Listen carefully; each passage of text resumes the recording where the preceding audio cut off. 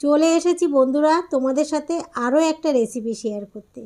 তো আলুটা তো দেখে বুঝতেই পারছো, নতুন আলু, আবার ছোট ছোট আলু। তো শীতকালে এই আলুর দম খেতে বেশ ভালো লাগে। এই ছোট ছোট আলুর দম যেমন টেস্টি হয় তেমন নরম হয় আর খেতে অসাধারণ লাগে। তো আজকে তোমাদের সাথে নতুন ছোট আলুর দম রেসিপি শেয়ার করব।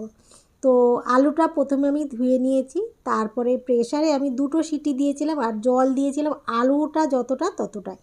তো আলুগুলো আমি 2টো সিটি দিয়ে সেদ্ধ করে নামিয়ে তারপরে আমি চোকলাটা ছাড়িয়ে নিলাম। আর একটু যদি উষ্ণ ঠান্ডা থাকে তাহলে আলুর চোকলা খুব সুন্দর উঠে যায়, কারণ আলু সেদ্ধর পরে উষ্ণ ঠান্ডা অবস্থায় বা একদম ঠান্ডা অবস্থায় চোকলাটা একদম কাপড়ের মতন উঠে যায়। তো আলুগুলো আমি সমস্ত ছাড়িয়ে নিয়ে যেগুলো বড় সেগুলো 2 টুকরো করে নিয়েছি, আর 2-1টা আলু আমি মধ্যে ফুটো করে দিয়েছি যেগুলো ছোট। এবার কড়াইশুঁটি। তো কড়াইশুঁটি দিয়ে নতুন ছোট আলুর দম খেতে কার না ভালো লাগে। তো কড়াইশুঁটি মোটামুটি আমি ছাড়িয়ে নিয়েছি, আর একটু বেশি করে ছাড়িয়েছি। আরেকটা রেসিপি সেটা করব, সেটা অন্যদিন শেয়ার করব, তার মধ্যে দেবো। তো এতটা লাগবে না আমার দমের মধ্যে। তো কড়াইশুঁটিটাও আমি ছাড়িয়ে ধুয়ে নিলাম। এইবার চলো মশলাগুলো রেডি করি। প্রথমে নিলাম আমি 4টে কাজু বাদাম, তারপরে পরিমাণ মতন চারমগজ, পরিমাণ মতন গোটা জিরে, কিছুটা আমি গোলমরিচ নিয়েছি, আর পরিমাণ মতন ধনিয়া, আর 2টো শুকনো লঙ্কা। এইগুলো আমি ভালো করে ধুয়ে নিলাম। আর এই ছাঁকনিটার মধ্যে না ধুতে আমার সুবিধে হয়, জলটা বেরিয়ে যায়, এই জন্য এইটার মধ্যেই আমি নিয়ে ধুই। তো মশলা যখন বাটি তখন এটার মধ্যে নিয়ে ধুই। তো যাই হোক, এখন আমি মশলাটা করব। প্রথমে অর্ধেক আমি টমেটো দিলাম, পরিমাণ মতন আদা দিলাম, আর রসুনের কোয়া দিলাম 2টো, আর দিলাম অর্ধেকের মতন পেঁয়াজ, একটার অর্ধেক যেটুক পেঁয়াজ হয় সেইটুক। আর এই যে মশলাগুলো আমি ধুলাম সেই মশলাগুলো। তো এবার খুব সামান্য জল দিয়ে আমি মশলাটা পেস্ট করে নিয়ে আসছি।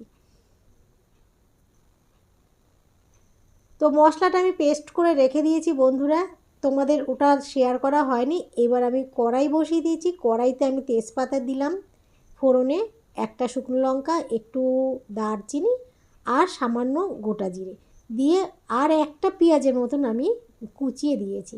আর এখানে দেখো অর্ধেক যে টমেটোটা আমি পেস্ট করেছিলাম সেই অর্ধেক টমেটো পেস্ট করেছি, আর অর্ধেক টমেটো আমি এই যে আমি মশলা যে করছি তার মধ্যে টুকরো করে দিয়েছি।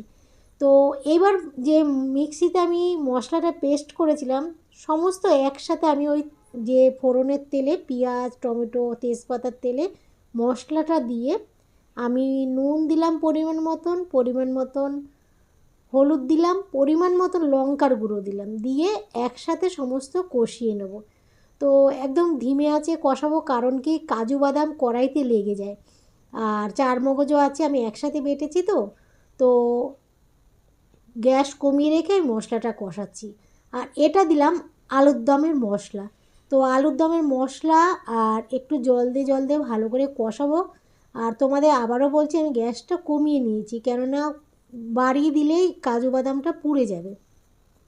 এবার আমি খুব সামান্য কড়াইশুঁটি দিলাম, কড়াইশুঁটি দিয়ে তারপরে সিদ্ধ করা যে আলুটা ছিল সেই আলুটা আমি দিয়ে কষাবো। এবার আবারও একটু নুন দিলাম, কারণ আমি আলুটার মধ্যে আমার নুন ঢুকতে লাগবে। তো আলুটার মধ্যে নুন দিয়ে একটু নাড়াচাড়া করে এবার খুব সামান্য চিনি দিলাম। চিনিটা একটু দিতেই লাগে, চিনিটা দিলে স্বাদটা বেশ ভালো হয়। আবার খুব চিনি না, যাতে টেস্টটা সমান মতন হয়। তো যাই হোক, ভালো করে কষিয়ে গ্যাস কমিয়ে কষিয়ে আমি জল দিয়ে দিলাম। আর জলটা আমি গরম করে রেখেছিলাম, সেই গরম জলে কিন্তু আমি এই আলুর মধ্যে দিয়েছি।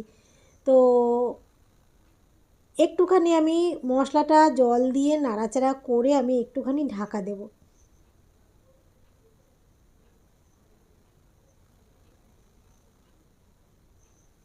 তো বন্ধুরা ঢাকা দিয়েছি এবং আমার প্রায় আলুর দম হয়ে এসেছে, তোমরা দেখতেই পাচ্ছ কালারটাও খুব সুন্দর হয়েছে। আর তোমাদের সাথে এই রেসিপিটা অনেক দিন পর শেয়ার করছি, অনেক আগে আমি রেসিপিটা তৈরি করে রেখেছিলাম। তো যাই হোক, শেষে আমি কিন্তু কাসুরি মেথি একটু হাতে ঘষে আমি দিয়ে দিলাম। তো দেখো, তোমরা হাতের মধ্যে ডলা দিয়েছি, সমস্ত কাসুরি মেথি গুঁড়ো হয়ে গেছে, এবার ছড়িয়ে দিলাম। তো একটু নাড়াচাড়া করব, গ্যাসটা কিন্তু এখনও অফ করিনি, তো নামানোর আগে আরও কিছু মেশাবো, সেটা তোমাদের সাথে শেয়ার করব। এবার আমি দিলাম শুকনো খোলায় ভেজে রাখা গোটা জিরে, গোটা ধনিয়া আর দুটো একটা শুকনো লঙ্কা আমি শুকনো খোলায় ভেজে রেখেছিলাম, সেইটা গুঁড়ো করা ছিল, সেইটা দিলাম। সব শেষে আমি দিলাম গরম মশলা। তো গরম মশলা দিয়ে এবার দেখি ধনেপাতা একটু আছে, ধনেপাতা দিলে মন্দ হয় না, তো ধনেপাতাও দিয়ে দিলাম। তো রেডি আমার আলুর দম, ছোটো আলুর, নতুন আলুর আলুর দম। তো খুব সুন্দর হয়েছিল রেসিপিটা, চলো তোমাদের সাথে শেয়ার করি। আর এটা আমরা পোলাও দিয়ে খেয়েছিলাম, তো পোলাওয়ের রেসিপিটা তোমাদের আমি পরে শেয়ার করব। তো তোমাদের সাথে শুধু আমি আলুর দমটা করেছি যেহেতু, আলাদাভাবে আমি এটা রেসিপিটা তোমাদের সাথে শেয়ার করছি। তো খুব সুন্দর হয়েছিল, আলুর দমের সাথে একদম পারফেক্ট হয়েছিল এই আলুর দম রেসিপিটা। তো তোমাদের রেসিপিটা যদি ভালো লেগে থাকে অবশ্যই তৈরি করে দেখো। আর তোমরা তো অবশ্যই জানো আমি আমার মতন করেই এই রেসিপিটা তৈরি করেছি, তোমরাও জানো। তো এই হলো আজকের রেসিপি। ভালো লাগলে লাইক শেয়ার অবশ্যই করো। তো চলো আজকের মতন টাটা।